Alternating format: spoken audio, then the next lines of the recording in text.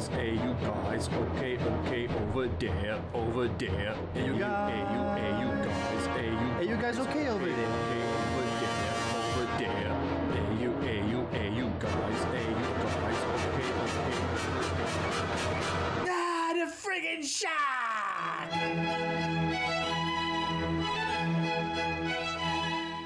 Good evening, folks, and welcome to Garbage Theater Shark Month 2019-2020 cursed goddamn thing. Yeah, it's been pretty bad. I'm your host Chase with my co-host Blake and John. Yep. It is a somber day in the Garbage Theater household. We're mourning the loss of 2 episodes. So if you don't follow us on Facebook, just to catch you up to speed, we lost Ghost Shark and the Star Wars Special Part 3 due to audio corruption of my audio track specifically. Yeah. Never to be seen again. So, and it's like, Ghost Shark, I can take it or leave it. But the Star Wars Special, I was so looking forward to the Star Wars Special. John, I know you said that you didn't think it was the greatest because we were struggling to remember like details, but we had some gold in that episode. Yeah. Especially since it was 6 hours long. It was 2 hours and 15 minutes long. I can't put it up on the feed because the quality just is not going to be good enough. I don't want it up on there. Yeah. But I do want to put it out there. If you're just an absolute Garbage Theater diehard fan and you want to hear it regardless of the audio quality, reach out to us, email us, Facebook, whatever. Get in touch with us and say, I want to hear the Star Wars Special. I will get it to you some kind of way so you can listen to it. I just don't think it's professional enough to put up on our feed right now. So, okay. Do that. We're going to find out who the real fans are. That'll be interesting to see if we get any requests. I'm not saying names because I don't want to like make it biased, but I already think I know 2 of them who are going to do it. Yeah. But we're not going to say it until if they do it, then be like, yeah, we knew it was you. Yeah. I haven't heard this thing, Chase. Like, is it? Can you even follow it based on? You can follow it. The problem is that what happened was I was having a processor issue where it couldn't keep up with the recording, and my audio was dropping out like constantly.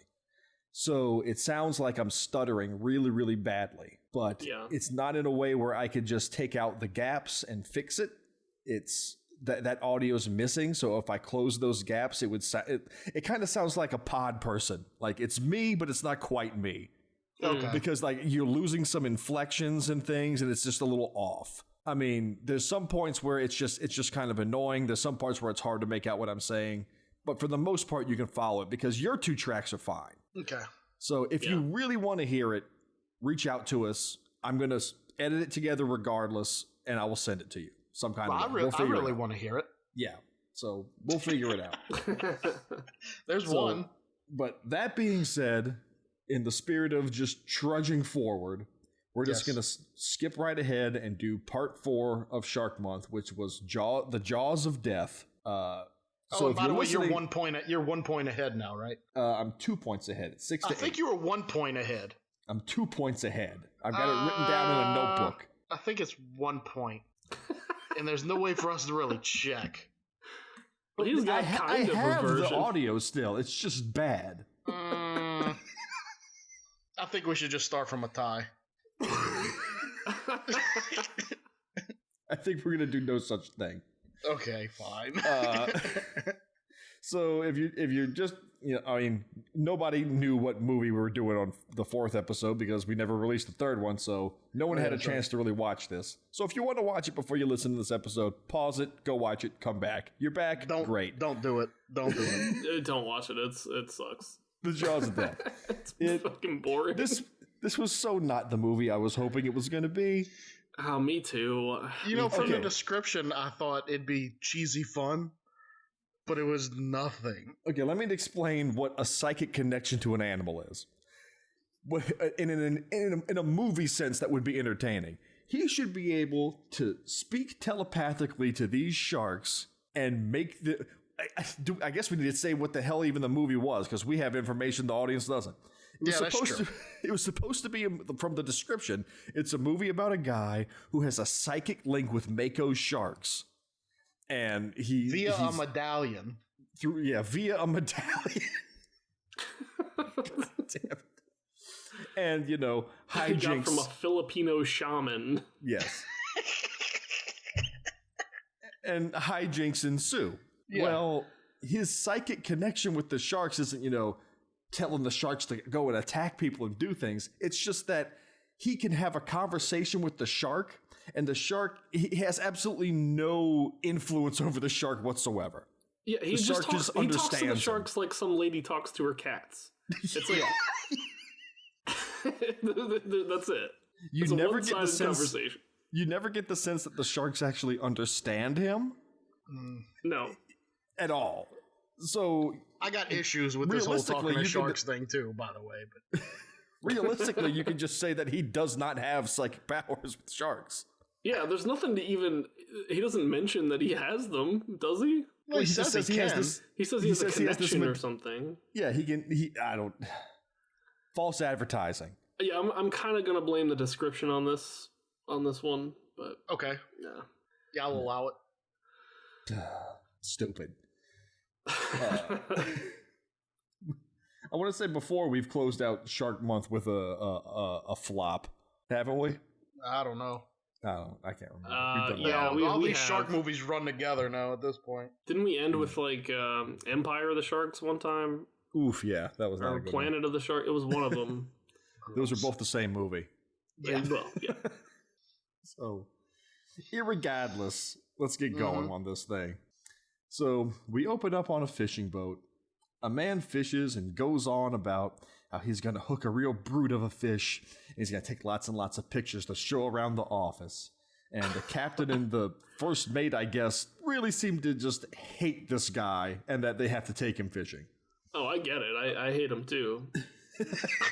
Why is everybody in this movie is really obsessed with just taking pictures with dead sharks? All the tourists are on this part. They're just like, I can't wait to get these pictures back from the studio.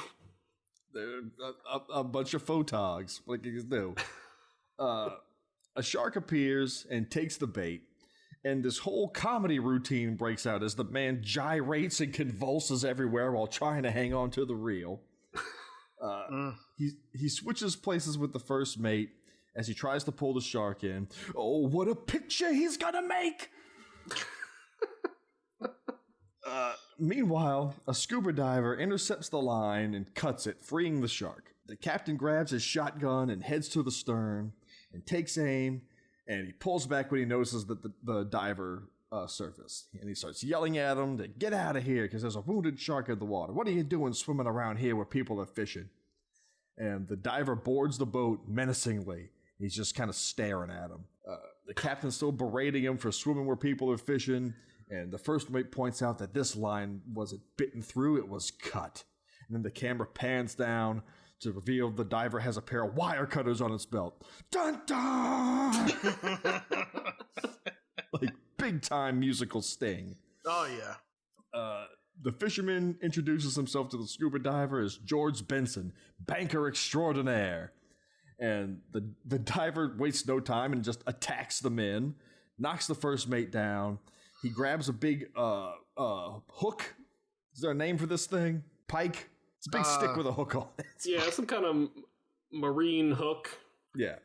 Nautical hook. He hooks the captain around the throat and tosses him overboard. The diver knocks on the side of the boat and summons the sharks, who quickly kill the... I guess that's the one time he actually commands the shark to do something. I guess. It's more like ringing the dinner bell, but... Right. Yeah, he knocks on the boat, the shark comes and kills the captain. The first mate grabs a knife, but the diver fights him off and throws him overboard too. The shark immediately kills him. The diver then turns his sights on old George Benson, who screeches like a woman before the camera cuts away. This fight is fucking terrible. It's like the first mate gets knocked out by nothing. Mm-hmm. He's like pushed down and he's like out of commish. They didn't have a lot of choreographed anything in this movie. Nothing. And then most of the time, in another fight we'll talk about later, they just like cut away from the action and instead focus on the people who are lying around or not doing anything. Yeah. There's times I pictured the cameras rolling, the director sitting in his silly little chair counting money and just saying, yeah, do whatever the fuck you want. Not noticing that one entire fight scene is being filmed with the camera lens on. God, this movie with the cap on the camera. The goddamn thing's pitch black. We'll get to that. The diver jumps into the water where he swims away with a school of sharks as the opening credits roll. He seems to be friends to all the sharks as they let them hang on to their dorsal fins, and he rides them around. I was pissed off with the opening credits. Okay. Whenever it said guest star Buffy D, how the hell you have a guest star on a movie? I thought the exact same thing. That means they didn't get paid. Guest star? Yeah, he's a. It's not how movie casts work. He's a. No. No, you're in the movie. You're not a guest. You're in it. That means the person who was supposed to play that person didn't show up. I don't know. It immediately set the tone for me being pissed off at this movie. So back at the diver's boat, he takes his gear off and breaks the fourth wall in a really creepy-like way as he just stares down the camera. He drives away, and as he's driving away, he gets a real kick out of some ducks flying around. He's just so happy at nature around him. Oh, he's loving it. He's like, dum-de-dum. Like, what a marvelous day for murder. He's the Buffalo Jones of the sea. He's Shark Jones. The shark's just missing some saddles, man. Yeah. And a kick-ass theme song. Yeah. This guy's got he's got real like Mickey Rooney energy, you know, like he's real small, he's like diminutive and naive. He's like a child. Yeah, kind of is. I thought he looked like a high school wrestling coach that also teaches like civics or something.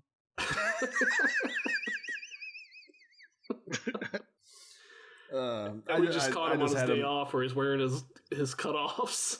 Yeah. Yeah, I just had him as budget John Voight. Ah, there you go. Yeah, he looks a bit like a young John Voight.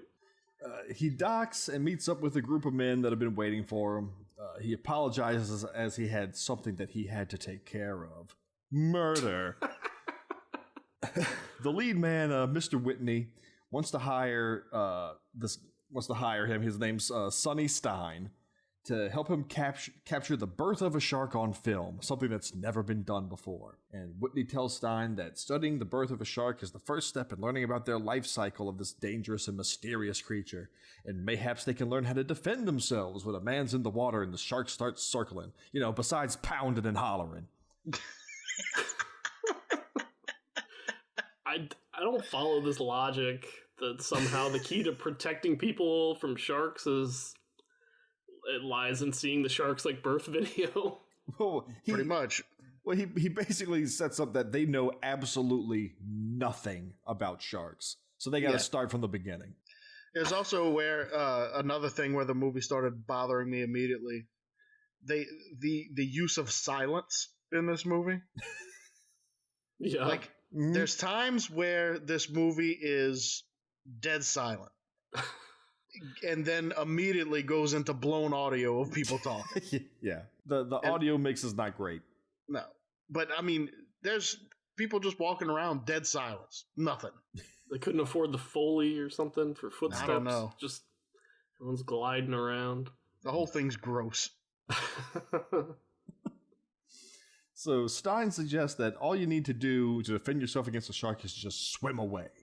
And he tells Whitney that when a shark's circling, he's just curious, or he's making a territorial challenge. And Whitney says that you can't prove any of that unless it's done in a laboratory. This sets Stein off because Stein hates science. Which goes along with his character. He's wearing a Filipino shaman's necklace around his neck to talk to sharks. Of course he hates science.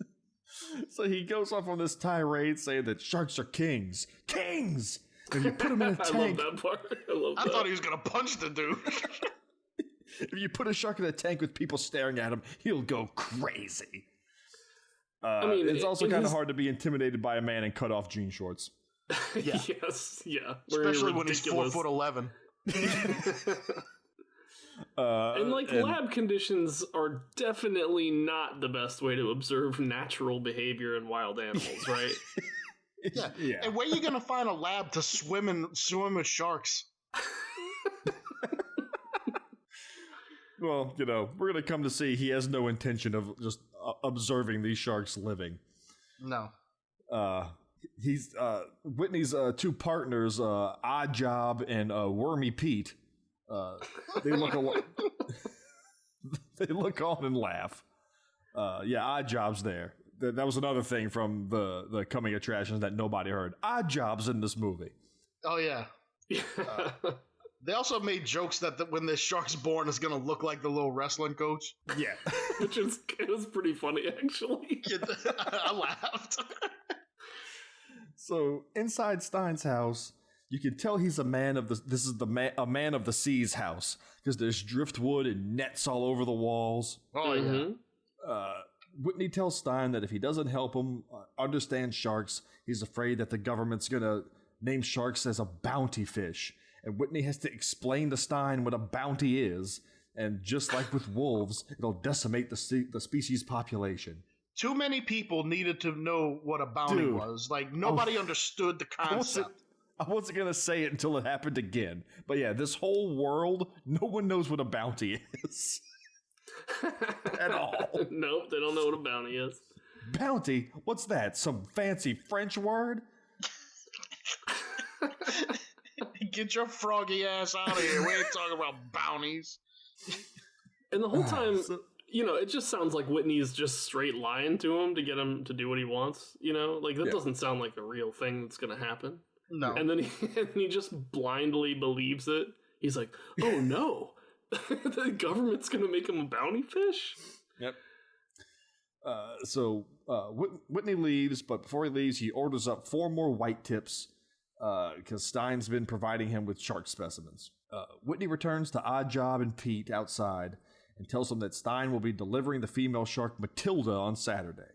They get a good laugh about Stein making sexy with the sharks, like Blake was saying. Whitney tells them to take it easy on Stein until they figure out where he's catching all those sharks so they can cut out the middleman and have all the sharks for themselves. So I have a question. Is he naming the sharks or are the sharks telling him their names? That is a good question. If sharks naturally have names like Sammy and Matilda? That's what I'm saying. Like, you would think it would be some kind of, I don't know, not Matilda. Matilda is a very common shark name in shark culture. Because they seem to be able to have very complex conversations with each other. Yeah. Like, all these sharks have, personality quirks. Yeah, he understands all of their emotions. Yeah. So I just wonder if he had to have named them. Yeah, because he's crazy. He's the crazy cat lady of sharks. Hey, Shark, what's your name? It's Smash Gnar. Oh, I'm going to call you Matilda.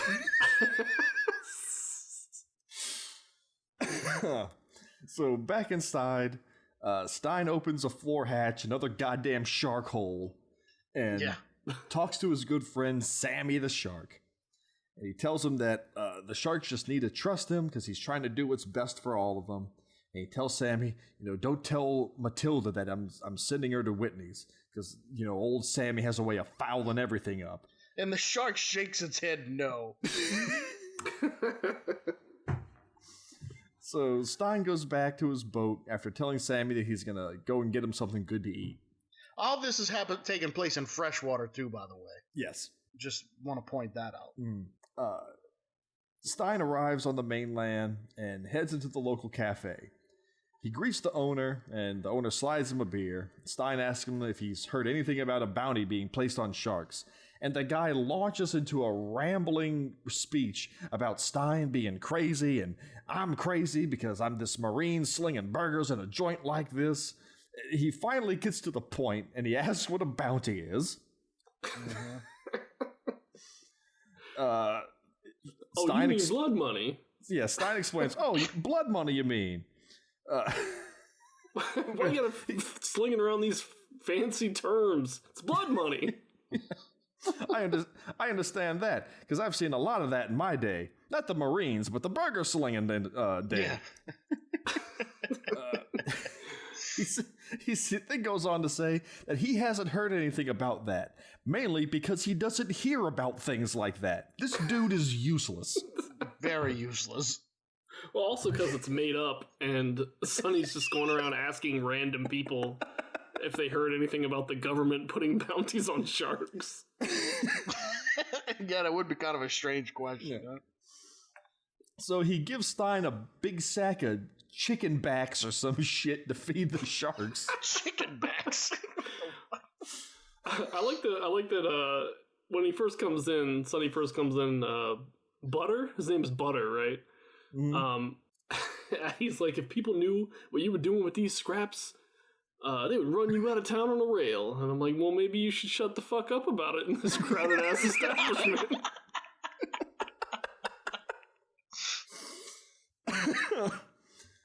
Meanwhile, an old drunk is making small talk with the waitress, and she asks if he got any good sharks lately. And he says, yeah, and he got 50 last week, and one looked just like you. So they're all talking about bounties on sharks and getting sharks. This cafe is just a den of shark hunters, and this jackass owner is clueless to all. Man, I ain't never heard anybody come up in here talking about hunting sharks like it's a thing to do. I got more sense than that. Yeah, I heard them talking about sharks.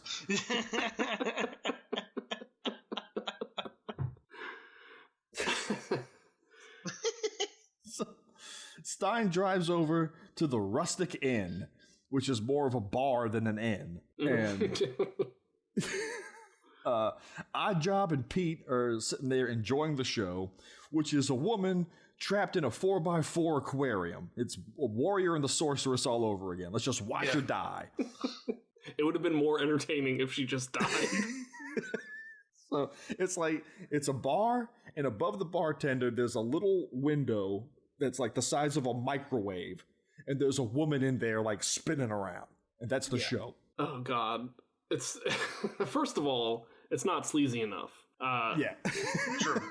Very true. Second of all, I mean, John's going to identify with this new character coming in here in a second. I don't identify with this gentleman. But like, well, when he does come in, he's like complaining about it. No one's paying attention. And I'm like, well, maybe it shouldn't be on this tiny ass screen or whatever. It's like the smallest window, and he's complaining that nobody can see it or is paying attention. He says that nobody's paying attention, but when Everyone's she's done watching. dancing, if she's done dancing, it's to like raucous applause breaks out. I mean, everybody's so happy. Maybe it's because it's over. They're clapping. I don't know. We haven't even introduced this guy yet. Because he's a whole thing himself. Who, Don Vito?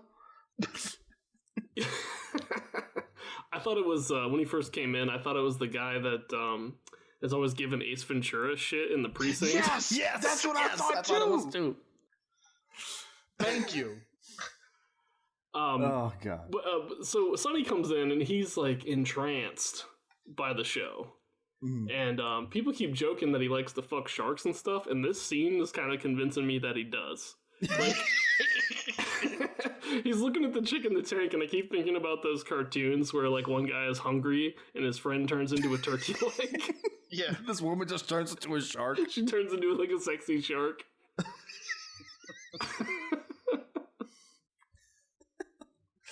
So Stein sits down, orders a drink from the bar, watches the woman, and then this house wearing the loudest shirt I've ever seen comes barreling in. Bright red blazer, polka dotted shirt with a collar that's 4 feet wide, 6 foot long cigar. I guess he was tired of people not noticing him when he came busting through the wall.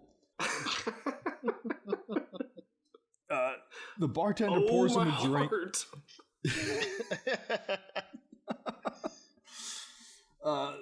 The bartender pours him a drink into his cup that's attached to him like a goddamn horse feed bag.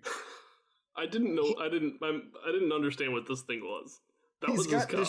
He's got a chalice on a necklace on him at all times throughout this movie, where people just like pour booze into it. Now, I've seen these during Mardi Gras. Yes, which makes sense. Every day. It makes sense then. But no, this dude, I don't know. He's disgusting. He breaks the audio in the movie. Yeah. You can't understand a word he says. Even the captions just go, I don't fucking know. Watch out, Seagal. I think this guy's gunning for your title of most slobber sleazebag in cinema. Oh, absolutely he is.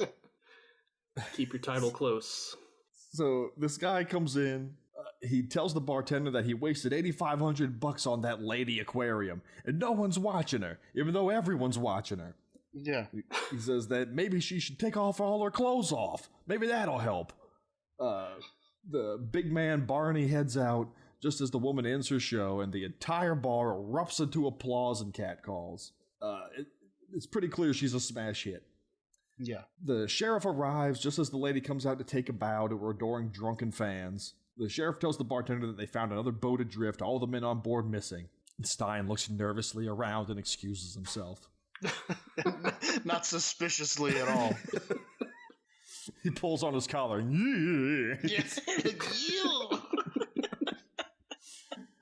Puts on some sunglasses, a fedora, and a trench coat, and quietly leaves. So Pete and Oddjob follow him out. It turns out that they're actually going after the aquarium lady. They follow her out to her car and start harassing her before she gets in her car and drives away.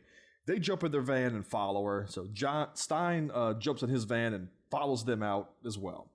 It should be noted that Oddjob drives the Mystery Machine. Everybody drives these like snub-nosed vans in this town. Yeah, cars I've never seen in America before. So, a little ways down the road, Stein finds them trying to just rape her on the side of the road. Yeah. Just laying in the ditch. Stein tells Pete to let her go as Pete gets up and attacks him, but Stein gives him a good Caucasian karateing before Oddjob leaps up and puts Stein in a bear hug. This is all barely visible. Yeah, you can't see any of this happening. Yeah. This is where I texted everybody and said, this is the Solo of shark movies. So Stein finishes off Oddjob, and he then passes out on the side of the van from exhaustion. Pete gets to his feet and bashes a bottle over Stein, cutting up his shoulder in the process before scampering off into the swamp. The woman comes to and helps Stein up, and her car's stuck in the mud, so Stein takes her with him. He goes back to his boat and tells the woman that he needs to feed his friends, that he'll take her home afterwards. But she insists on going with him because she's afraid that Oddjob and Pete will come back. I don't understand this lady's decision-making process. Like, no. She's almost raped by somebody. This guy comes in, starts acting creepier than they were. Like, he's like, just get in the van, let's go. Yeah. You're coming with me. He's not answering any questions. Then he stops and says he has to go feed his friends. And she's like, no, I'm going with you to your secret island. Yeah, she was saved from some rapist by a serial killer. yeah, essentially. So they arrive back on Stein's Island. They go to his shack, and she notices that he's bleeding. He tells her that it's not a big deal, and she notices his shark tooth necklace. And he tells her that, I got it in the South Seas, and we're all assuming it has magic powers. He asks her not to laugh, and he tells her the story that he was salvaging a Japanese ship for some gold, and bandits raided the camp after learning about it. And they murdered a lot of the salvagers, but Stein ran out into the jungle with 5 to 6 gold bars, which should weigh a ton. You're not just running around with 6 gold bars. Yeah, should weigh about as much as 5 gold bars. Yeah. So, I think he was being hunted they were hunting him for 5 or 6 gold bars or something like that. Like he was like, I'm not gonna die for that amount of money or something like that. Or maybe there was a bounty on him. Yeah, I was gonna say gold bars.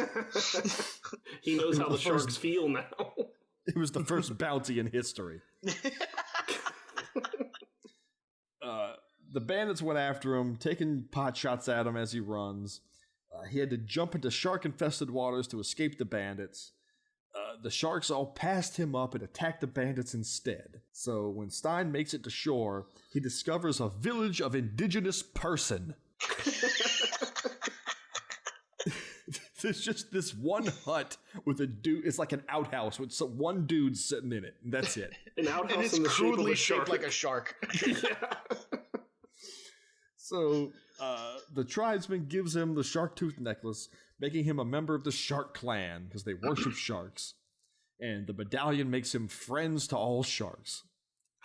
just like Gamera, friend to children. He takes Karen, the woman, to the shark hole and introduces her to Sammy and Matilda. She must have been at least a little worried he was going to push her in, right? Yeah. Here's my shark hole in the floor of my living room. She got way closer than I think anybody would have. Oh, yeah. Well, then out of nowhere, he starts taking his pants off and just dives down the shark hole to show Karen that he's friends to all these sharks. Again, he's so childlike. It's like when somebody comes over to your house, and your kid is just like showing them all their toys. Yeah, you know, just like look at my sharks. Watch what I can do. So he drives Karen home, and she tells him that Barney will want to reward him for rescuing her. She walks into the house, and oh my fucking god, there's Barney, shirt splayed open. He's splayed open, hanging out everywhere, still with his drink necklace, and now he's donning a Panama hat. She tells him that Pete and Charlie tried to rape her, that he needs to do something about it. He says, Pete and Charlie, they're my best customers. I'm not going to do anything to them. The look on his face when she tells him they tried to rape her, he's like, checks out. Those guys do be raping them. Yeah. Maybe they had a good reason. You ever think about that? So she says that, she's his wife, and you better start standing up for her. And I was just shocked that she married this walrus man. Right. I thought she was, employed by him at most. Especially the way he talked about her. He was just like, we got to get those clothes off in that tank. Yeah. Yeah. Later, he rolls himself down to the beach as she watches from the shore. And he's trying to convince her that, you need to do the show naked because he's a loving and caring husband. Mm-hmm. Yes. He tells her to get in with him, and she says no because there's sharks in this water, and you're no Sonny Stein. And he says, there's no sharks in here. Why do you think I installed this perimeter net? To contain my ever-expanding goith? And I can't understand a word this asshole is sputtering because he's constantly got that loaf of French bread of a cigar in his mouth. When you're saying what he said, I'm just taking your word for it. Yeah, the subtitles are also dog shit on this copy. Yes. Completely useless. It's pretty bad. But anytime he talks, he's like, oh yeah, what do you think going down to the center down there? It's just nothing. Yeah. The subtitle, and I'm not giving away too much. Later on in the movie, he tries to tell her that she can't hear something in her section of the tank. Yeah. And it says something about girly sex. This is way off. He comes running in, and he says that he knows how to spice up Karen's act. Cut to the rustic inn where Barney has one of Stein's sharks in the aquarium, but don't worry, it's got a thin sheet of saran wrap, keeping it separated from where she would be. Nothing can break through that plastic liner. Nothing. So it's protecting Karen so she can swim with the shark. This can't possibly go wrong. Barney forces Stein to sign a bill of sale for the shark for insurance purposes only. Don't worry, it's still your shark. So naive. Yeah, what an idiot. He deserves everything that happens to him. Yeah. Just about. Stein makes Barney swear that he can take the shark back at any time, regardless of the contract. Karen thanks Stein for lending her a shark to help her with her act. She walks him out to his van and she kisses him before he heads out. Back inside, Barney's showing Karen that they've rigged up this high-frequency sound generator to make the shark act crazy to spice up the show. Karen's pissed because she's got to be in there with the crazy shark, but don't worry. Remember, there's that saran wrap barrier. Yeah, it's like in a big plastic bag like a goldfish. So she tells Barney that Stein's going to kill them both if he finds out about the noise machine. Barney looks to the shark. Who's going to tell him? You? You's a shark. Yous can't talk to people. And starts belching out laughter, and it's just awful. The dude, he's so fucking loud when he laughs. He really does give it 150% when he's laughing. Meanwhile, Stein drops off Matilda to Whitney. Remember him? Stein asks to say goodbye to Matilda by himself, and he tells her that it's for the best and he'll be back to check on her. On his way home, Stein runs into a man showing off his newly caught hammerhead shark. Stein confronts him, and he asks him where he caught it, and the man tells him out by the Gulf Stream. And Stein says this shark's never been to the Gulf Stream, because I guess he's been close personal friends with it for many years. I've never fucked this shark near the Gulf Stream. Oh, fuck. He also points out that the man didn't catch the shark with a rod and reel because it's got a big harpoon wound in its back.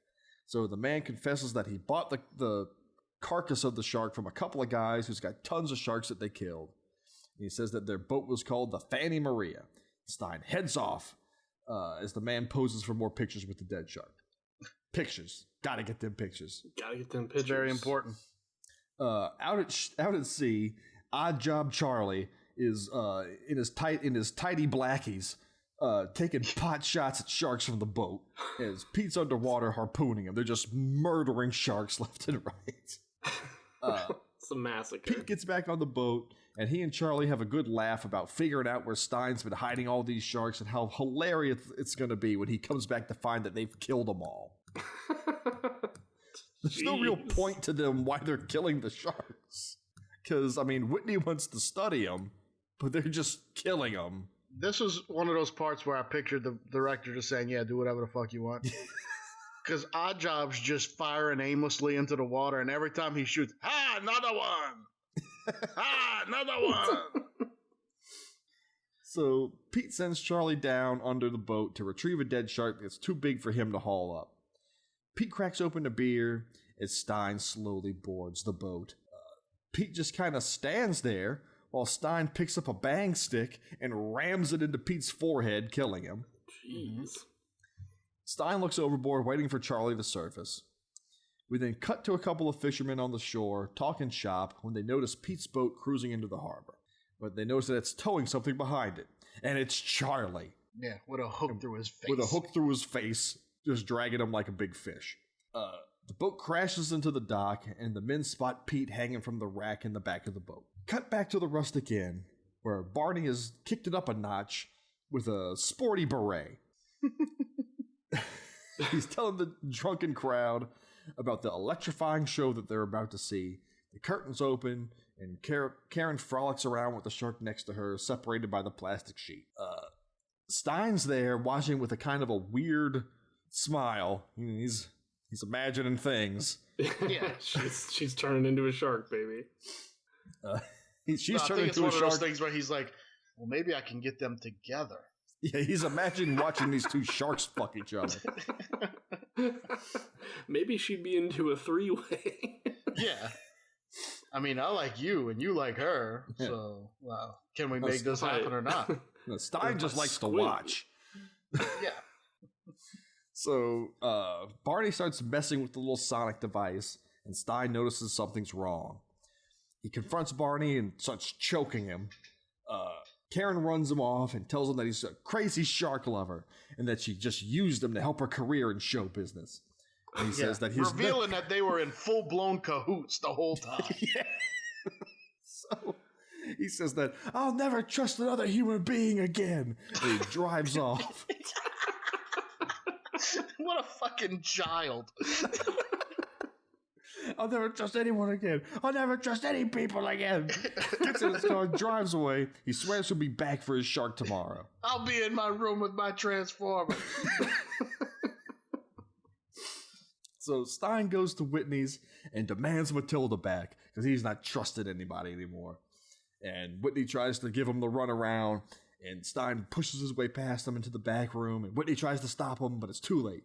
He walks in to find Matilda cut open on the operating table, and all of her babies in a bucket in the sink. This is actually kind of sad. until he starts acting. Right. Then it turns into fucking high comedy. He picks up one of the baby sharks and drops to his knees, sobbing and weeping. And it's just too much. Whitney scampers away as Stein's still crushed at the death of Matilda and her babies. He runs outside looking for Pete and Charlie. Stein comes out in a rage, runs him down, and chucks him into a tank full of sharks where he's devoured immediately. Wait, before he gets there, the guy that's feeding the shark, he's like talking about, oh, they just won't stop eating. Like he's going on and on about how hungry these sharks are. I just want to let you and the folks at home know these some hungry ass sharks. Yeah, exactly. The tank is it's really tall, and yeah. So he's on a ladder feeding these sharks. This guy's on a ladder. Sonny comes in and grabs Whitney and picks him up to throw him in, and then the next shot he just rises over the top of it like he's got extendo legs or something. I have no idea how he got to the top of this tank. He stood on all those dead shark babies. Pyramid of shark babies. So, cut back to Barney talking on the phone with someone that I can't make out any of. No, neither could the subtitles. He says something about he's going to take a quick dip before that hurricane hits. Florida things. He goes down to the beach and flops himself in the water. Stein swims in and cuts a hole in Barney's shark net and swims in and surprises Barney. And Barney starts begging for his life because Stein's just floating there at eye level with the surface of the water, just staring at him like a crocodile. Standing up. That's him standing up. And this scene just goes on for 5 straight minutes of Barney just trying to get Stein to do or say anything. Also, he pretends like he didn't hear the guy in a full-blown scuba apparatus swimming up behind him. You'd hear the guy breathing. Yeah. The bubbles would be coming up and all that. He's fucking stealth. So Barney's begging Stein not to hurt him, and he tells him that he can have his shark back. And Stein holds the net open so a shark can get in, and it kills Barney. Cut back to the rustic inn. Stein's sitting back at the bar menacingly. He sneaks backstage. Who let this guy back in? Yeah. And then how did he get a drink? Yeah, how did he get a drink? Oh. Stealthy. He sneaks backstage and uses a pocket knife to pierce the impenetrable barrier of this plastic fucking bag. So it can keep a shark out, but a pocket knife's just way too much. Yeah. Karen signals to Bob, the bartender, to start the show. So he starts making the announcement that the show's going to start. He opens the curtains to immediately see Karen being eaten by the shark. Which went by way too quick. Yeah. Well, there's not a single satisfying shark death in this movie. No. I mean, this was my favorite part of the movie because I just thought it was funny. Yeah. But yeah, it all sucks. So many better ways you could have filmed. Even say you didn't want to film the actual attack for, constraints and actually get on a shark to do what you wanted to do. If they would have opened the curtains and it would have just been all red water and just our hand hit the glass or something, you could have done that. And that would have been cool. But what do I know? So all the cops draw their guns, and Stein jumps up on the bar, shouting about how, "See, sharks aren't bad. Just leave them alone. Leave the sharks alone." This is like, I don't. What is this? His plan is complete nonsense at this point. It's a terrible way to make the point. to try to tell people that sharks aren't bad while a woman is being torn apart in a tank right behind you. No, it's not what you don't understand. I cut the hole there. The sharks aren't murderers. I'm the murderer. Yeah. So the cops try to grab him, but he gets out and he runs for the water. The hurricane is kicking up wind as the cops run after him. He leaps into the water and swims out. And at this point, who knows what the fuck happened because it's so dark again. Yeah, we're back to pitch black. The cops run to a boat and they follow him. Stein's hitching a ride on a shark and he starts just nabbing people off the boat and pulling them into the water to be eaten by the sharks that he's riding. The cops open fire and one of them hits Stein in the arm. The sharks help him to shore and he runs from the cops, but he gets shot again in the leg. He makes it to his shack and hobbles in. The cops surround the place as Stein limps over to the shark hole and opens it up. He tells Sammy that they killed Matilda and all of her babies. And he tells Sammy that he just can't trust anyone anymore. "So I'm going to go with you, Sammy. I'm going home."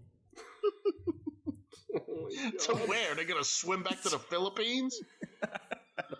Were these the two sharks that saved him? Did he somehow get them back to Florida with him?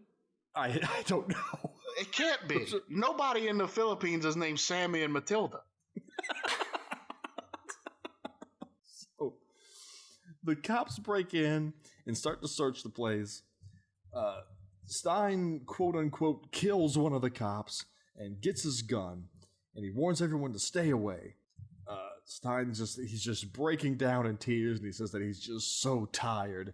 He drops into the shark hole and is immediately eaten by Sammy. The cop who isn't quite dead wakes up. Him and the bartender and some other guy watch down the shark hole as Stein's eaten by the sharks.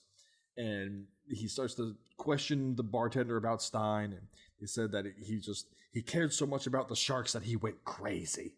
And we pan down to the floor where we see the medallion laying on the ground. Roll credits. Stupid. All right, this isn't necessarily a rant, but it's definitely me being pissed off. First of all, there's a man being eaten alive by a shark, and you're just having a casual conversation with the guy about how weird he was. I don't know, man. He just cared a lot about those sharks. And not one person is yelling "oh shit" or "world star" or anything. And then, okay, so if he dropped the medallion, does the shark forget about the conversations they've had with each other? All of a sudden he's his enemy now? Because they were friends. They had a relationship. So that goes away when he takes the thing off? Maybe Sammy's still real raw about what happened to Matilda. Mm-hmm. You would think, but then he wouldn't have to take off the medallion. Fair enough. Well, Sammy's not allowed to hurt him when he's wearing the medallion. But he's talking about going home with him. So why take off the medallion? I don't think he meant to. Didn't it fall off? It can't fall off. You'd realize what that thing's been through, always staying to his neck. Yeah, I don't really know. I thought that's what it was. It was implied that it fell off. He jumped in the shark hole because he wanted to swim away with Sammy, and Sammy killed him instead of being his friend. I would assume that a magical shark tooth amulet from Thailand would hold up better. It wouldn't just be some hemp string holding it onto your neck. Oh, you mean involved. Some necklace that some shaman living in a fucking toilet out in the woods hey wouldn't be able to make a better piece of jewelry? Maybe. He made a piece of jewelry that could let you talk to sharks. It was made out of sticks. Well, either way, I think Sammy was a dick in this situation. The moral of the story is that Sammy was just kind of a dick. Yeah, because why couldn't Sammy could talk to him? Why couldn't he say, "Hey, man, I told you not to bring my old lady over there"? Yeah, Like they could have talked about it man to man, but no, he's gonna I would wait. have loved it if they had like voiceover of like Wilford Brimley as Sammy the Shark. Yeah. I don't know, bro. I don't trust that Whitney guy. Well, how do you know the babies were dead? Well, I stood on a bunch of them to throw a guy in a tank. All right, I'm eating your ass. How do I know they're dead? I held one like an Italian sausage sandwich. Here's the other thing, and this is just confusing to me. Sammy's under the house. Yeah. Matilda died in the lab. Who the fuck was in the restaurant? One of the other ones? Insert name here. Clyde? Because I thought Sammy was in the restaurant until he gets back and then Sammy's under there. And I'm like, whoa, now my mind's blown because there was only a talk of 2 sharks. You're right. And then when he's getting eaten alive, there's 2 sharks eating him. Well, I don't know if the hole under his house, it's not like a container. It's just like goes into the water, right? So the sharks can come and go. Well, I have a hard time believing there's multiple schools of mako sharks in this freshwater inlet in Florida. Well, first, there's not a goddamn mako shark in the movie. Yeah. Well, for argument's sake. Sure. Those weren't nurse sharks, though. I know in the last episode that didn't get... I'm fairly certain those were all very small tiger sharks. Yeah, those weren't nurse sharks. Okay. Yeah. Well, they had the stripy patterns on their back. Yeah, I'm pretty sure those were tiger sharks. They also weren't mako sharks either. But. No.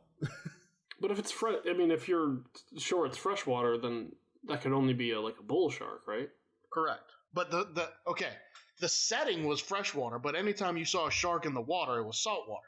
Because, even whenever he was in, Phuket, Thailand, or wherever he was, where he got shot at for the bounty for the gold, they're in a shallow river in the Philippines, and anytime you go underwater, you can see coral on the bottom, with the sharks in this perfectly blue water.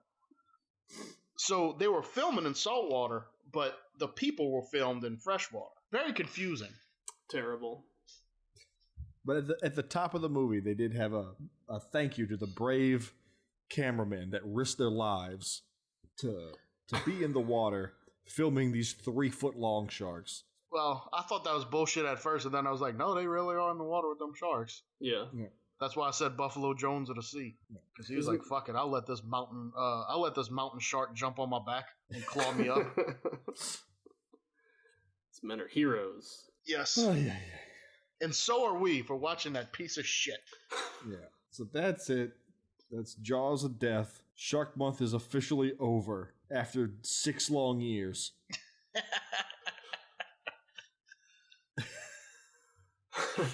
We did it. Remember when Shark Month was fun? Remember when Shark Month was a month? Oh my god. Okay, well we gotta do the quiz and wrap this bastard up. Sure do.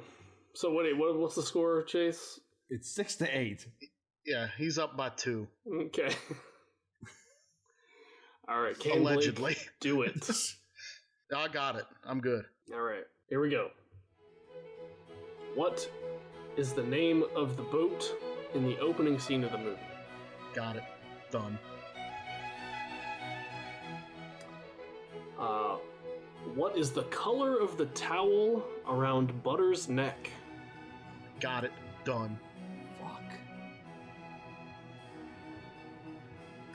Fuck. Question 3. How many empty boats have the police found this year? Damn it.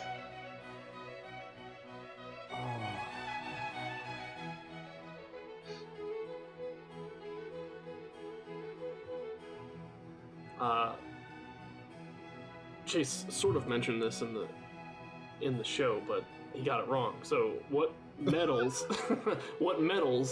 was Sonny salvaging? Oh, there's 2 of them.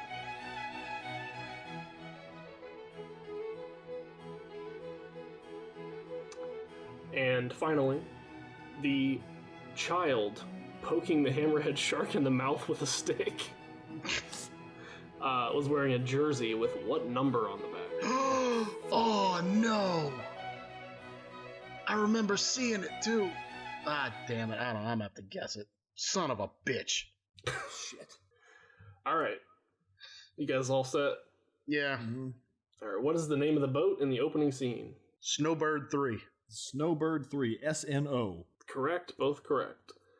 What is the color of the towel around Butter's neck? Yellow. Red. Yellow is correct. How many empty boats have the police found this year? 6. 3. 3 is correct. Son of a bitch. What metals was Sonny salvaging? Copper and silver. I'd also say copper and silver. Ooh, it was copper and lead. And finally, what was the number on the child's jersey? 13. 12. 12 is correct. Oh my god. This lucky guessing motherfucker here. Total shot in the dark. Wow. Woo! Let me go ahead and say I earned that one. Oh, really? Is that what we're going to say? Whew. All right, once again, Chase is victorious. 11. Sword of Van Damocles. Back in my hands where it belongs. I'm not going to waste it this year. Are you sure about that? Yeah. You got the movie picked out? I will not use it on the second episode of the show. No, it's going to be the third episode. That's what John picks. Yeah. That being said, I do have to do Coming Attractions because I also won the season. So I get to have first pick of the movies. So, in usual tradition, I was not prepared with a movie pick because I forgot we were speeding this up to the 4th episode and I was going to need one. But I had a little backlog of some, and I found one that I think is up our alley. We will be watching the 2013 movie Axe Giant, The Wrath of Paul Bunyan. That's right. It's a horror movie about Paul Bunyan. This tall tale is killer. Oh, God. It's an hour and 30 minutes, 3.5 stars on IMDb, 3 stars on Amazon Prime. Synopsis. Young adults at a first-time offenders boot camp discover the legend of a giant lumberjack. Paul Bunyan is real, but is much more horrifying than they could have imagined. Hold on. A first-time offender boot camp? Yes. To boot camp witches. Like, you stole a Snickers and now you're going to boot camp? Jesus. Yeah. It is directed by Gary Jones, who just directed Mosquito. Ah, hey. okay. And he was the second unit director on Xena Warrior Princess. Okay. Boo. I don't know. I have no opinion about that. It stars Amber Connor, who doesn't even have a picture on IMDb. Might as well not exist. But we got 2 heavy hitters right behind her.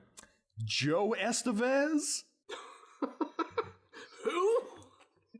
That's an Joe Estevez. Emilio's cousin? Yeah, it's Joe. He's been in other terrible movies. Big Joey Werewolf, Soul Taker. He's been in terrible things. Also, an old favorite on Garbage Theater, Dan Haggerty. Hell yeah. Is he Paul Bunyan? Unfortunately, no. He's Foreman Bill. Oh, get the fuck out of here. I don't think anybody is actual Paul Bunyan. Because he's a giant. Yeah. Let's do some plot keywords. Giant, Paul Bunyan character, camp, boot camp, chessboard, cut in half, hermit, slasher, logger, axe, topless female nudity. There you go, John. Yay! Yeah. Independent film. Put in the reggae horns. Trivia. Did you know Joe Estevez is Martin Sheen's brother? So I wasn't far off. It's Emilio's own. Let's see. User review. Is there only one? Oh, there's got to be more than that. Oh, no, there's more. Bad, but could be worse. This was, well, something in its own league. Let's just call it that. Let's see if there's any other good ones in here. The Ox is Cooked. Okay. What's that mean? Yeah, I don't know.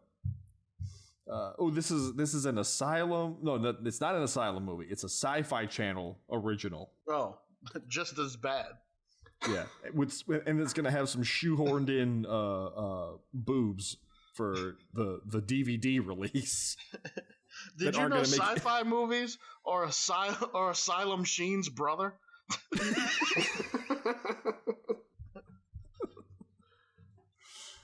Oh Lord! So there you go. Let's start it off with one like this, and it most definitely is a fighting shit in the woods movie. Obviously. Wow. What year was it from? 2013, you said, right? 2013. It's a good year. It's a fantastic year. So there we go. Shark Month's done. Put another notch in my belt. Dan Haggerty is still alive? As of 2013. I would have thought he died like immediately after Elves, you know. He died in 2016. Oh, he just made it. He was able to get Axe Giant out. Yeah. From a severe beard overdose. What was his? Let's see what his last movie was. Fatal Lethargy. What? That's not a real thing. No. Oh. His last movie was 2019's The Untold Story, where he played Captain. So he actually got 2 movies out after Axe Giant. Damn. So these are posthumous releases. You said 2019, right? 49th came out in 2016 when he died, and then posthumous release of The Untold Story. Still got a chance to get that Oscar. Mm-hmm. One last Hail Mary. Oh, God. So that's that. Oh, boy. 2020 is not starting off well for us. No, it isn't. It's going to be all right. We're turning this around. We're going to turn it around. We're gonna get all these technical problems and things solved. It would have been better if you wouldn't have cheated on the score, but I mean, what you going to do? Well, even if I would have given you the start of the tie, I still would have won. No, I was ahead by 2. You weren't ahead, you mother. It doesn't matter. I mean, you already told the lie and cheated. You can have it. No, we're not doing this. We're not going through this shit again. You can That's have for it. Damn sure. It's fine. You can have it. I don't give a shit what anybody says. I'll be the bigger man. You can have it. I've got it written down in the notebook. Oh, the notebook. The notebook doesn't lie. Wow, the notebook. It's okay, dude. Don't worry about it. You got it. Chase, he said you could have it. He's not bothered. I know. You being butthurt about it didn't help in your case. God. All right. Well, I'd like to thank everybody for listening. I'd like to really thank everybody for putting up with this nonsense over the last 2 months. If you'd like to, like I said, reach out to us if you want to hear the Star Wars special. I'll put it together and I will send you the audio file. You can get to us at our Facebook page at facebook.com/Garbage Theater, on Instagram at garbage_theater, or email us directly at garbagetheaterpodcast@gmail.com. We're about to start season 6 here with Axe Giant, so if you have a movie pick that you want to send to us, send it now so that we can start sticking them in the rotation. Hoy! Yeah, I think I only got 1 slot left available, so if you gotta send something, send it now. Yeah. So we can fit them into our schedule. I can use them for my 4 picks. Blake can use them for his 4 picks. John can use them for his 3 picks. Oh, you just had to say it, didn't you?